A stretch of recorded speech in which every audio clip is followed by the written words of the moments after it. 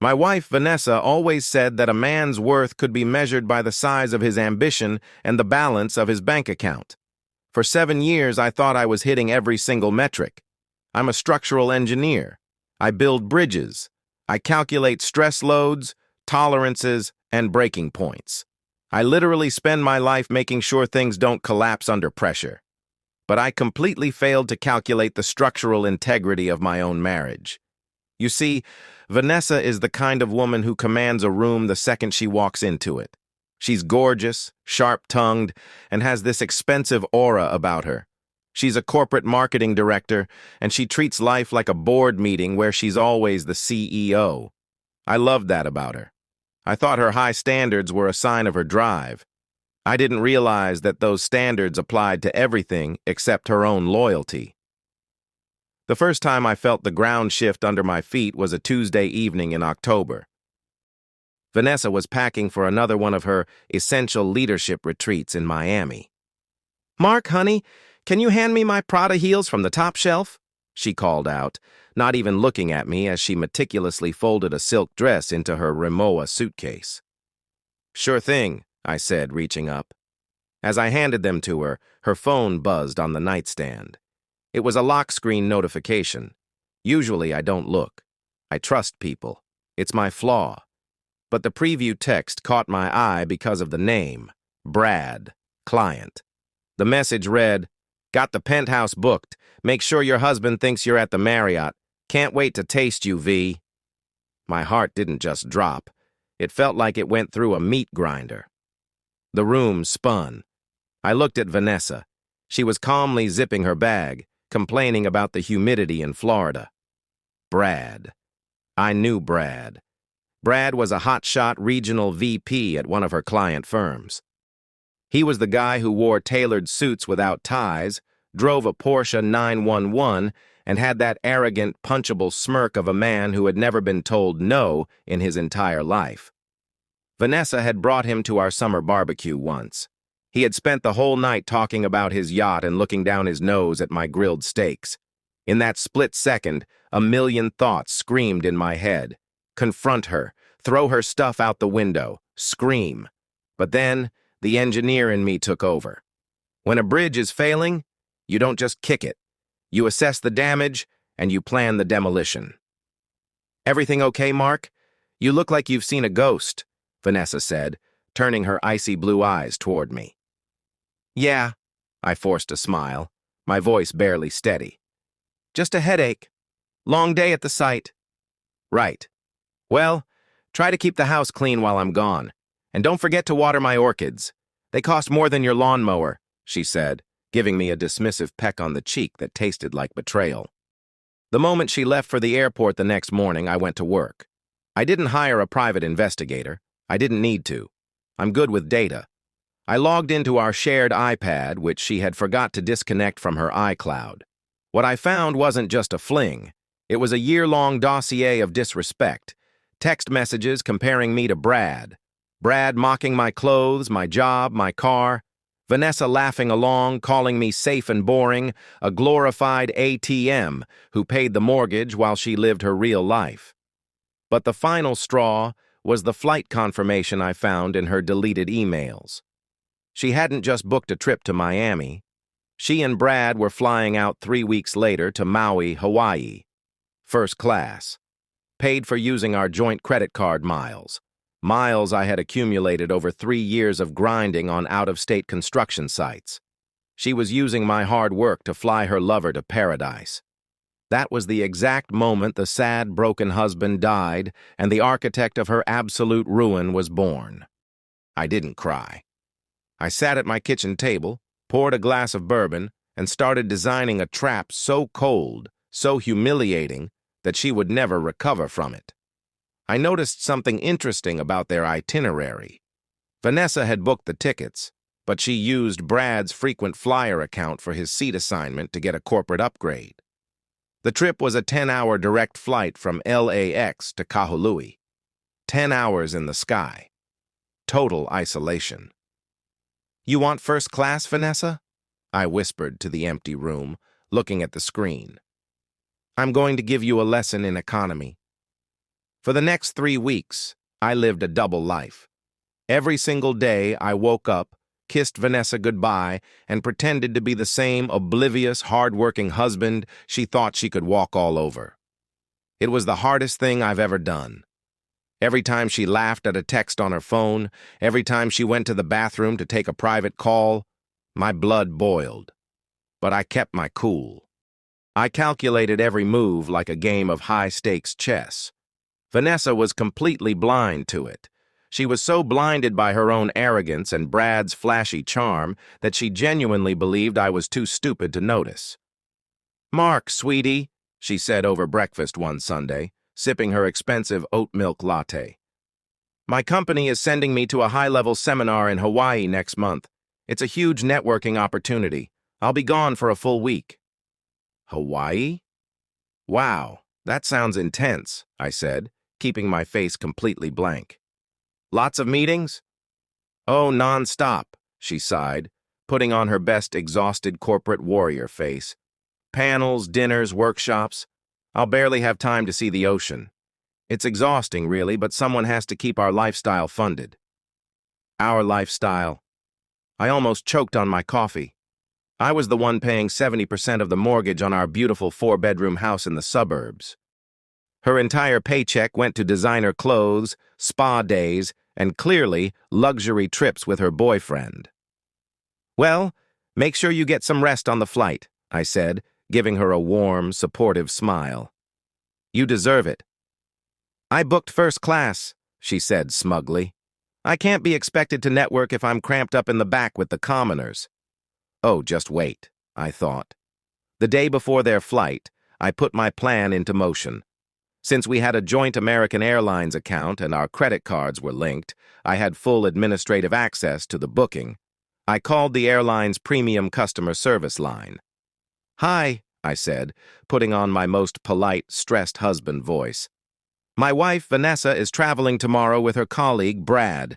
There's been a massive scheduling emergency with our company, and we need to make some last-minute adjustments to the seating arrangements." Because I had all the confirmation numbers, security answers, and the platinum credit card used for the booking, the agent didn't suspect a thing. "What changes would you like to make, sir?" the agent asked. "I'd like to keep Brad in first class, seat 2B, I said. "But my wife needs to be moved. She actually requested to be closer to the exit and facilities due to a medical condition that just flared up. Do you have anything available in the very last row of basic economy?" The agent paused. "Sir, are you sure? Moving from first class to the last row of economy is a significant downgrade, and it's right next to the lavatories. It's seat 43E, a middle seat." "Perfect," I smiled. "That's exactly what she needs. And please, do not send an email notification about the seat change. It's a surprise for her. She thinks she's still in first class, but we want to reveal the accommodation at the gate. Can you flag the account so the gate agents handle it quietly?" "Of course, sir. It's noted in the system." But I wasn't done. I also logged into the flight portal and changed her meal preference to a highly restrictive allergen menu. No gluten, no dairy, no sugar. Basically a plate of boiled lettuce. If she was going to spend 10 hours in the sky, she was going to do it hungry. That evening, Vanessa was buzzing with excitement. She was packing her sun hats, her bikinis, and her most glamorous outfits. She was acting like a teenager going to prom. Meanwhile, Brad was texting her non-stop. I saw a preview flash on her iPad later that night. "Can't wait to have you in the sky, V. First-class champagne is going to taste amazing off your skin." I smiled to myself. "Enjoy the champagne, Brad. You're drinking it alone." The next morning, D-Day arrived. I offered to drive Vanessa to LAX. She tried to refuse, saying she could just take an Uber, but I insisted. "Nonsense, honey. Let me do this for you. I want to make sure you get off safely." She reluctantly agreed. When we arrived at Tom Bradley International Terminal, the energy was chaotic. Perfect. I helped her take her heavy Rimowa suitcases out of the trunk.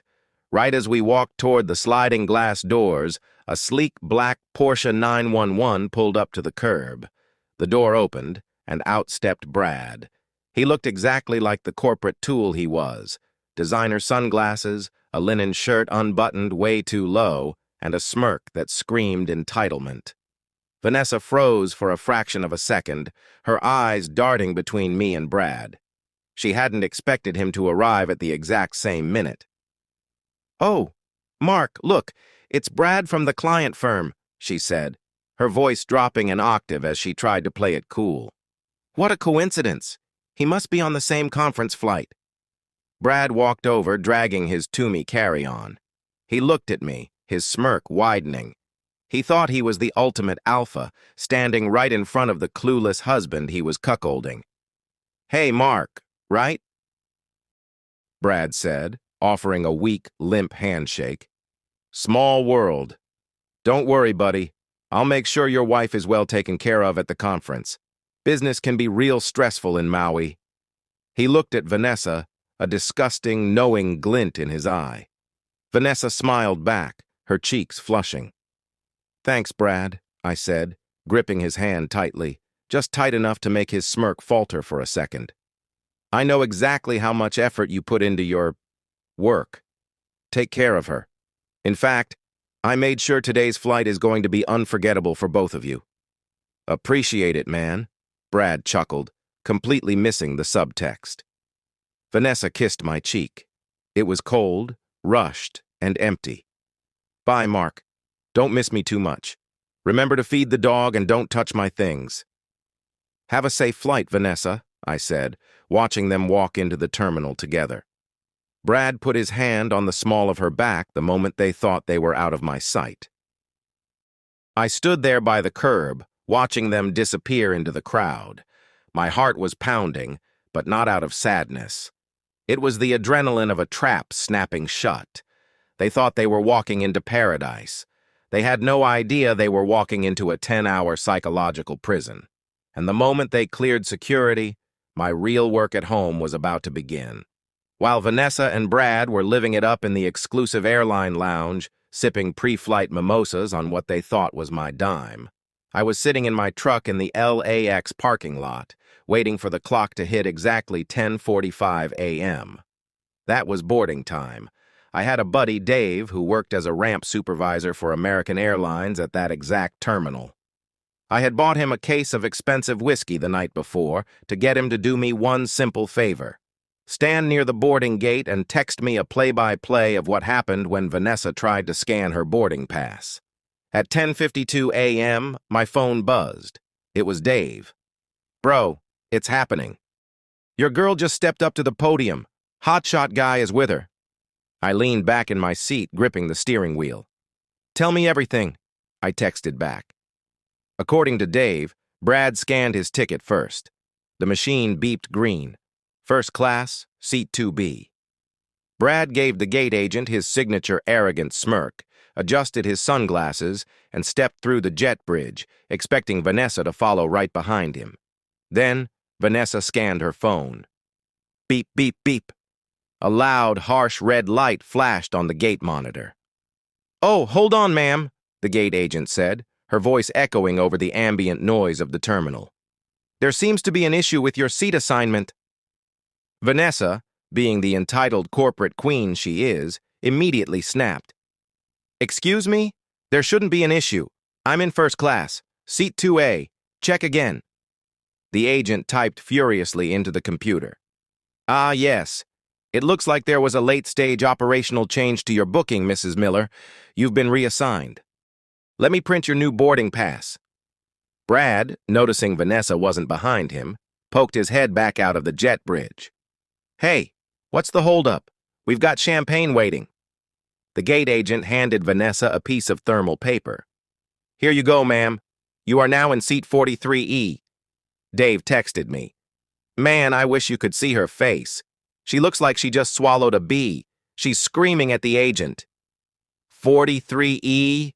Vanessa's voice shrieked so loudly that half the waiting area turned to look. "That's the back of the plane. That's economy. I paid for first class. This is a mistake. Call your manager." "Ma'am, the flight is completely booked. There are no available seats in the premium cabin," the agent replied. her professional customer service smile turning into an icy glare. The system shows this change was made by the primary account holder. You can either take seat 43E or you can remain in Los Angeles. But you need to step aside. You're blocking the line. Brad walked back, looking completely annoyed. Babe, what's going on? Just tell them who we are. They downgraded me, Brad. They put me in the middle seat in the very last row, Vanessa hissed, her face turning a furious shade of crimson. Well, can you buy an upgrade? Brad asked, looking around uncomfortably as people started whispering and pointing phones at them. I told you, sir, the flight is completely full, the agent snapped. Brad looked at Vanessa, then looked back at the luxurious, quiet sanctuary of the first-class cabin. And this is where Brad's true selfish colors came out. He wasn't about to give up his champagne and legroom for her. Look, V, Brad muttered, scratching his neck. If the flight is full, there's nothing we can do. I've got that, heavy prep work to do for the conference. I really need the workspace in first class. Just take the seat, and I'll meet you at the baggage claim in Maui, okay? Dave texted me. Holy crap, the boyfriend just abandoned her. He went back to first class alone. She looks like she's about to murder him.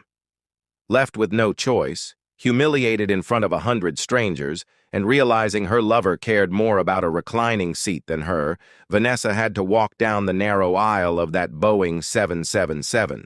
She had to drag her expensive designer carry-on past 30 rows of people, all the way to row 43, seat 43E, a middle seat, right between a 250-pound amateur weightlifter and a mother holding a crying toddler. Directly in front of the rear lavatories, meaning for the next 10 hours, every time someone used the bathroom, the door would slam right next to her head, accompanied by the lovely aroma of airplane blue liquid. And remember that special allergen meal I ordered for her? 10 hours of flying, and her only sustenance was going to be a cold plate of unseasoned boiled cabbage. The moment Dave texted me, plane doors are closed. They are taxiing to the runway. I turned the key in my ignition. 10 hours, I said aloud to myself. 10 hours until she lands and gets cell service again. Let's get to work. I drove straight back to our house. But I wasn't alone. Waiting in my driveway was a large 20-foot U-Haul truck and 3 of my closest friends, holding rolls of packing tape and cardboard boxes. Is the Eagle in the air? My buddy Mark asked, grinning. She's over the Pacific, I replied, unlocking the front door. We have exactly 9.5 hours to erase Vanessa Miller from this house. We didn't just pack her things. We did it with tactical precision. I had called her parents the night before. I told them a heavily watered-down version of the truth, that Vanessa and I were separating due to irreconcilable differences, and that she was staying in Hawaii indefinitely, so I was doing her a favor by delivering her belongings to their house. Her parents, who lived 2 hours away, were old school and confused, but they agreed to let the truck drop off her stuff. We went through the master bedroom like a hurricane. Every single piece of clothing she owned, every designer handbag, her expensive makeup, her shoes, her vanity mirror, even her favorite coffee mug, everything went into those boxes. But I kept it strictly legal. I didn't destroy anything. My lawyer had given me very specific instructions. Do not damage her property. Do not steal her assets. Just remove her access. By hour 6, the house looked entirely different. Half of the master bedroom was completely bare. Her side of the closet was just a row of empty wooden hangers swinging in the breeze. We loaded the final box into the U-Haul, and my friends drove the truck out to her parents' estate to dump it all in their garage. While they were driving, I called a local locksmith who I had scheduled days in advance. Within 45 minutes, every single exterior lock on my house was replaced with heavy-duty smart lock deadbolts. I changed the garage door frequencies. I wiped her face from the Ring doorbell camera access. Finally, I sat down at my laptop. I logged into our joint bank account. I didn't drain it. That would look bad in divorce court. Instead, I legally froze the account due to suspected fraudulent activity out of state, which was technically true since she was using it to fund a trip with her lover. I also canceled the credit card she had in her purse. I looked at the flight tracker on my monitor. Flight AA253 was currently somewhere over the deep blue ocean, exactly halfway between California and Hawaii. Vanessa was trapped in a middle seat, hungry, smelling airplane toilets, furious at Brad, and completely unaware that she no longer had a credit card, a joint bank account, or a home to return to. By hour 9 of the flight, I was sitting on my newly rearranged living room couch. The house was dead quiet. No smell of her expensive French perfume, no passive-aggressive remarks about my muddy work boots by the door. Just peace. I kept the flight tracker open on my laptop, watching that little digital airplane slowly approach the coast of Maui. At exactly 2:15 p.m. Hawaii time, the status changed. Landed. I poured myself a glass of bourbon, leaned back, and placed my phone on the coffee table right in front of me. I knew exactly how the next few minutes would play out.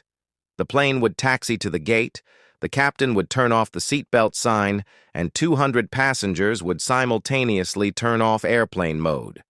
For Vanessa, that meant 10 hours of bottled-up rage, cramped muscles, and the stench of Row 43 were about to collide with a wall of digital reality. My phone sat silent for about 3 minutes. Then it absolutely exploded. The screen lit up with her contact photo. I let it ring. 1, 2, 3, 4. I let it go to voicemail. Immediately, a text flashed. "Mark, what the hell did you do to my ticket? I just spent 10 hours in hell. Answer the phone right now." A second later, she called again. This time I picked up. I didn't say a word. I just waited. "Mark, are you insane?" Her voice shrieked through the speaker so loudly I had to hold the phone a few inches away from my ear. I could hear the ambient noise of the Kahului airport terminal in the background. The soft Hawaiian ukulele music playing over the speakers contrasted sharply with my wife's unhinged screaming. "I was downgraded to the last row, a middle seat, Mark. I had to sit next to a man who smelled like old onions, and the flight attendants refused to give me a real meal. They gave me a plate of warm cabbage, Mark. Cabbage!" "Hi, Vanessa," I said, my voice completely flat, completely calm. "How was the flight?" "Don't you dare use that tone with me. Did you do this?" "The gate agent said the primary account holder changed the seats. Why would you do that?" "Well," I said, taking a slow sip of my drink, "I just thought since you were going to a corporate networking seminar, you'd want to stay humble. Connect with the commoners, you know. How's Brad doing, by the way? Did he enjoy his first-class champagne?" The line went completely dead for a solid 3 seconds. The anger on her end instantly evaporated, replaced by a cold, suffocating panic. She wasn't stupid. She knew exactly what that question meant. What are you talking about?" she stammered, her voice dropping to a defensive whisper. "Brad is a client, Mark. I told you he just happened to be on the same flight." "Cut the crap, Vanessa," I interrupted, my voice turning to steel. "I have your iCloud. I've seen the messages. I know about the penthouse booking in Miami. I know about the yacht. I know about the text he sent you about having you in the sky. I know everything." I could hear her breathing heavily over the phone. In the background, I heard a man's voice. Brad. "Babe, what's wrong? Is the Uber here?" he asked, sounding annoyed. "Mark, listen to me," Vanessa quickly whispered, trying to scramble for control. "It's not what it looks like. Brad and it's just business. We were playing a joke. You're misinterpreting." "I didn't misinterpret the part where you called me a glorified ATM, Vanessa, or the part where you laughed at him mocking my job. The job, by the way, that paid for the very miles you used to book this little tropical getaway." "Mark, please, we can talk about this when I get home," she pleaded, her corporate confidence completely shattered. "Just let me get to the hotel. My credit card just got declined at the baggage claim coffee shop. What's wrong with the card?" I chuckled. It was a dark, satisfying sound. Oh, the card? I canceled it. And the joint bank account? Frozen. Suspected fraud. Because using my hard-earned money to sleep with a guy who drives a Porsche seems pretty fraudulent to me. "You can't do that!" she screamed, her voice cracking. "I am your wife. I have rights. How am I supposed to pay for the rental car? How am I supposed to pay for the hotel?" "Ask Brad," I suggested smoothly. "He's a hotshot regional VP, right? Surely he can afford to cover his mistress's expenses. Let him pay for your vacation." "Mark, stop it! You're acting crazy. I'm coming home. I'm booking a flight back to LA right now." "Don't bother," I said. "You don't have a home here anymore." "What do you mean?" Her voice trembled. "I spent the last 9 hours packing, Vanessa. Every single dress, bag, shoe, and makeup brush you own is currently sitting in cardboard boxes inside your parents' garage. I hired a locksmith. The locks on the house have been changed. Your face has been deleted from the security system. If you step foot on my property, the police will arrest you for trespassing." "You can't throw me out of my own house," she yelled, tears of pure rage finally breaking through her voice. "My name is on that deed." "Actually, it's not," I replied. "The house was bought with my inheritance money before we married, and the mortgage comes solely out of my private account. My lawyer is already filing the paperwork. You wanted a high society life with a high society man? You got him. He's standing right next to you.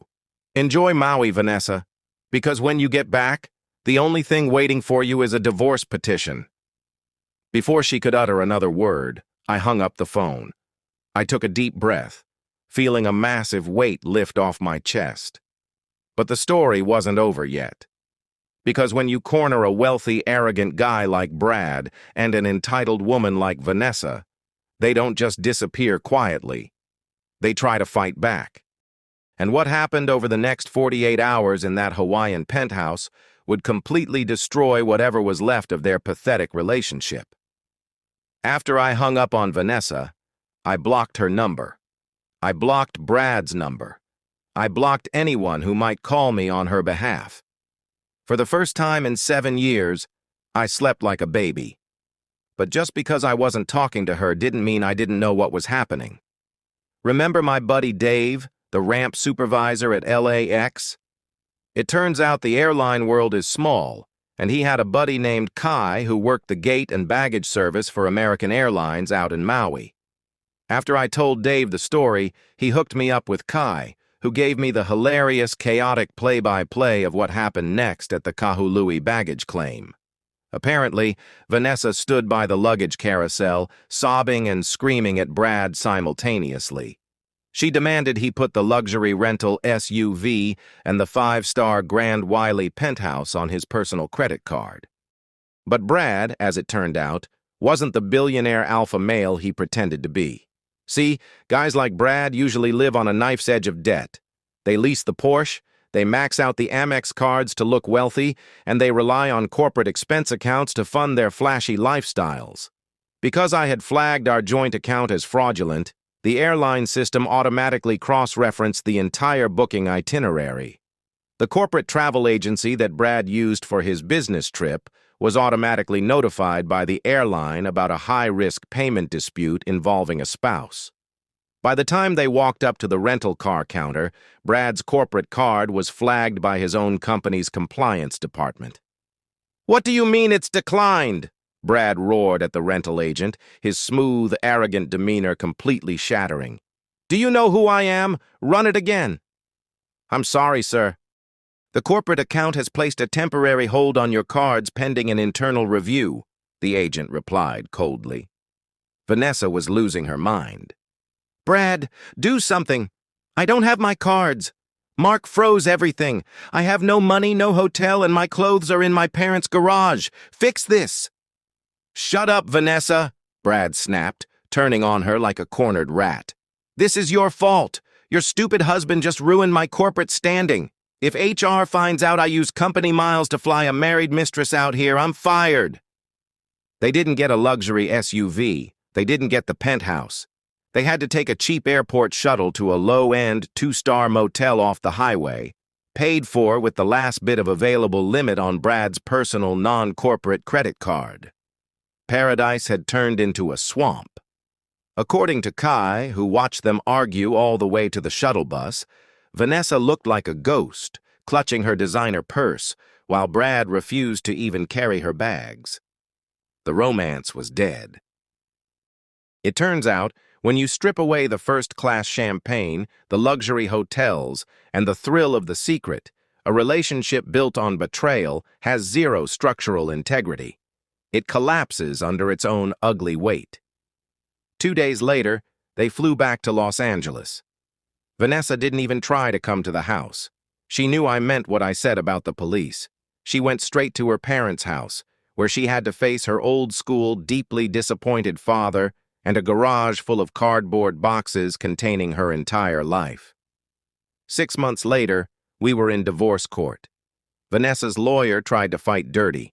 They tried to claim intentional infliction of emotional distress because of the airline seat change and the sudden eviction. They tried to demand half the house and a massive alimony check. But my lawyer was a shark, and I had the data. I presented a bound folder of every single text message, every hotel receipt, and every financial transaction showing she used marital assets to fund her affair. More importantly, I proved that the house was 100% premarital asset property, paid for by my family's inheritance, and that she hadn't contributed a single dime to the principal mortgage. When the judge looked at the evidence, especially the texts where Vanessa explicitly called me a glorified ATM and laughed about exploiting my hard work, the hammer came down hard. The judge looked at Vanessa over his glasses and said, "Ma'am, marriage is a legal contract of faith and partnership. You didn't just break that contract. You actively, maliciously exploited your husband's finances to conduct an affair. You are entitled to nothing." The divorce was granted. She got her clothes, her car, and 0% of my house, 0% of my savings, and exactly $0 in alimony. As for Brad, the corporate world is brutal when it comes to liability. My lawyer made sure to subpoena his company's HR department for his travel records during the discovery phase of the divorce. When his corporate bosses saw that he was using company-matched frequent flyer perks and scheduling fake client meetings to sleep with a colleague's wife, they fired him for gross misconduct and violation of company ethics. Last I heard, he had to sell the Porsche and was working a low-level sales job 2 states over. The day the divorce papers were finalized, I walked out of the courthouse into the bright California sun. I felt incredibly light. I drove home. To my home. I walked up the steps, unlocked the smart deadbolt with my phone, and looked around the clean, quiet, peaceful space. I sat down at the kitchen table, poured myself a glass of bourbon, and looked out the window at the garden. The orchids, she said, were too expensive for my lawnmower had died weeks ago. I hadn't watered them. Instead, I had planted fresh green grass. I took a sip of my drink and smiled. I'm a structural engineer. I know exactly how much weight a structure can take before it breaks. Vanessa and Brad thought they could build a palace out of lies on top of my foundation. But they forgot the most basic rule of engineering. What goes around always comes around. And when the structural failure finally hits, the collapse is absolute.